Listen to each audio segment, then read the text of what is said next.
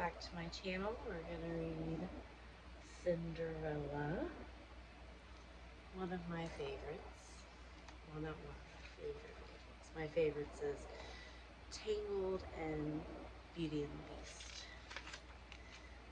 But we're going to read Cinderella.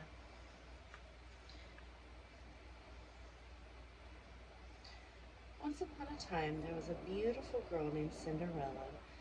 She was so kind that even the mice and the birds were her friends, and each morning the birds woke her up from her sweet dreams with their song. Cinderella lived with her cruel stepmother and two stepsisters, Anastasia and Drizella. They treated her like a servant. Cinderella had to do all the cooking, the sewing, the washing, and the scrubbing.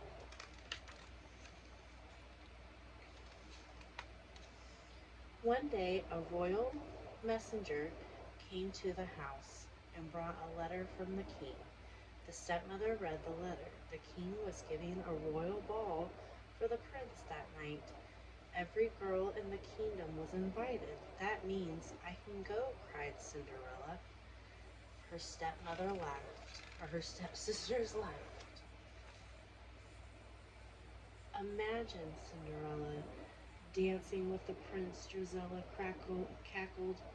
She's only fit to dance with a broom, said Anastasia.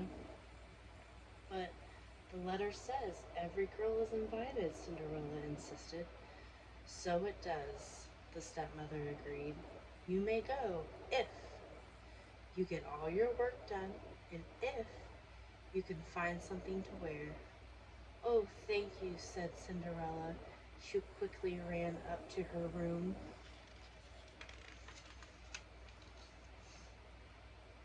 Cinderella pulled a dress out of her trunk. This was my mother's dress, she said to the mice. Isn't it lovely? It needs some decoration.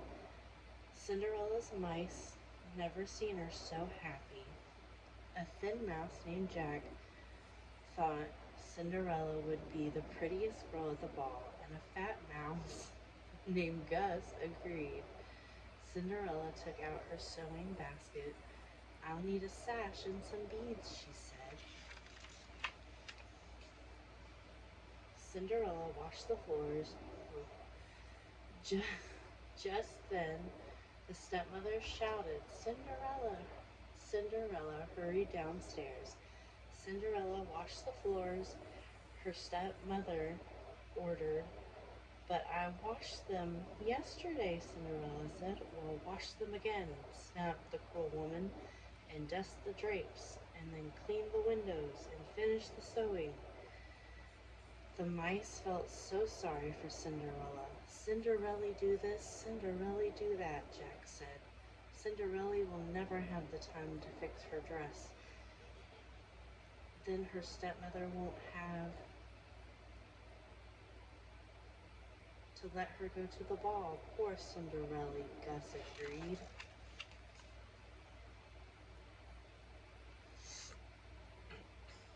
One of the mice had an idea. Why don't we fix the dress for Cinderella? We can do it. All the animals agreed to help. Gus and Jack sneaked into the stepsisters' room. Drizella and Anastasia were getting ready for the ball. Then, this sash is old, Anastasia said. These beads are horrible, Drizella said. They threw their things away. Gus and Jack took the sash and beads. Pretty, pretty, Gus exclaimed. Shh, Jack hissed. He was afraid they were going to awake Lucifer the cat, but the mice made it back safely to the attic. Soon, every beak and paw were busy. The animals measured and cut and sewed while they worked. Cinderella helped her stepsisters with their gowns. Soon it was time to leave for the ball. Why, Cinderella, her stepmother sneered. You're not ready. What a shame. Cinderella slowly climbed the stairs to her room. Oh, well, what's a royal ball, she said. It would probably be a dull, boring, and Cinderella sighed, probably wonderful.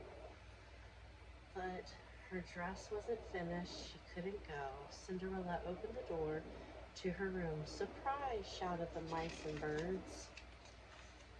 Cinderella thought she was dreaming. Her dress was beautiful. Oh, thank you, Cinderella had told her little friends. She put on the gown, hurried downstairs. Isn't my dress lovely? May I go to the ball? Asked Cinderella. Anastasia and Drizella gasped. Mother, she can't. Well, we did have a bargain, began the stepmother. At that moment, the sisters recognized the things they'd thrown away. My sash, Anastasia wailed. My beads, Drizella shrieked. The sisters to- ugh, tore at Cinderella's gown. They took back the sash and beads. Cinderella was left in rags. Then Drizella and Anastasia went to the ball and with their mother. Cinderella ran into the garden. She tried to remember her sweet dreams, but she didn't think they would ever come true. Her animal friends never had seen her so sad.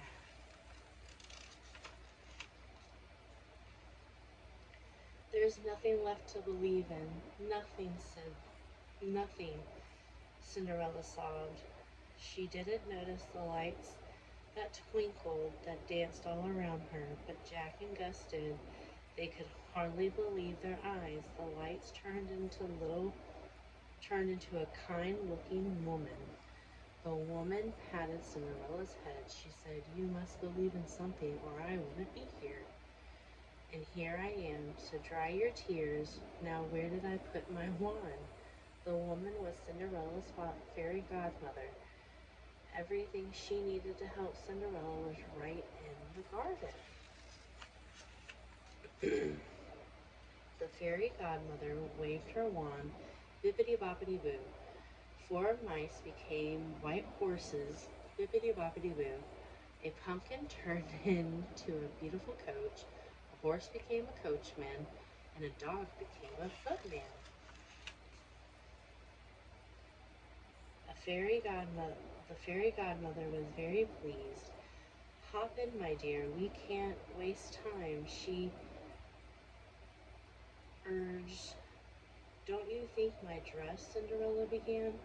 Oh, good heavens, child, you can't go looking like that, said the fairy godmother. Bippity-boppity-boo. Suddenly Cinderella was wearing the gown of her dreams. Cinderella, and on her feet were glass slippers. The fairy godmother said, like all my dreams, the magic must end at midnight, and the spell will be broken. Cinderella promised to be home before midnight, and off she rode to the ball. The ball had already begun. The king was not very happy. He wanted his son to marry. The prince had danced with all the girls at the ball, but he did not fall in love with any of them. Love at first sight only happens in fairy tales, the duke told the king. At that moment, Cinderella made her entrance. The prince stared in wonder. Here was the girl of his dreams. The prince asked Cinderella to dance. Cinderella and the prince danced around the ballroom. Everyone wondered about the beautiful girl. Do we know her? Drizella asked. The prince seems to, Anastasia said jealously.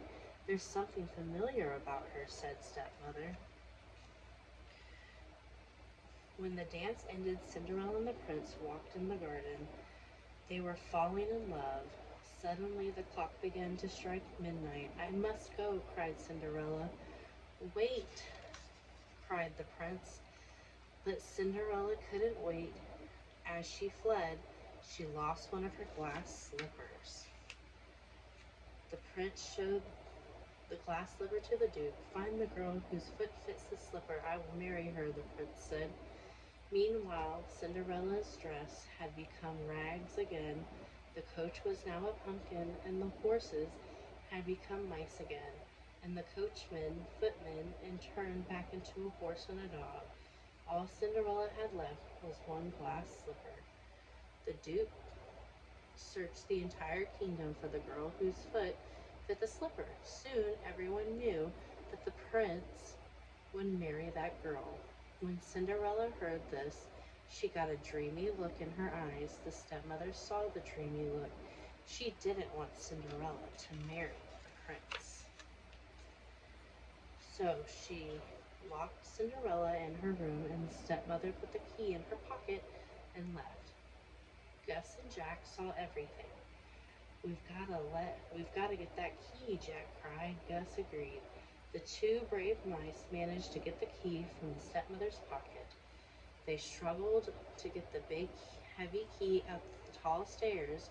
Jack and Gus had to hurry. The Duke had just arrived, and his footman carried the glass slipper. Anastasia tried on the slipper.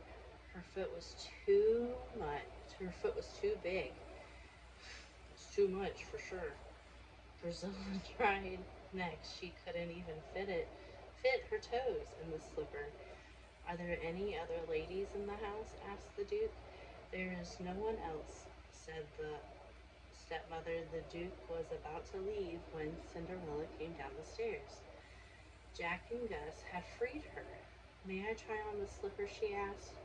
But the cruel stepmother tripped the footman, and the footman fell, and the slipper broke. Luckily, Cinderella had the other glass slipper. Of course, it fit perfectly. Cinderella and the prince were soon married.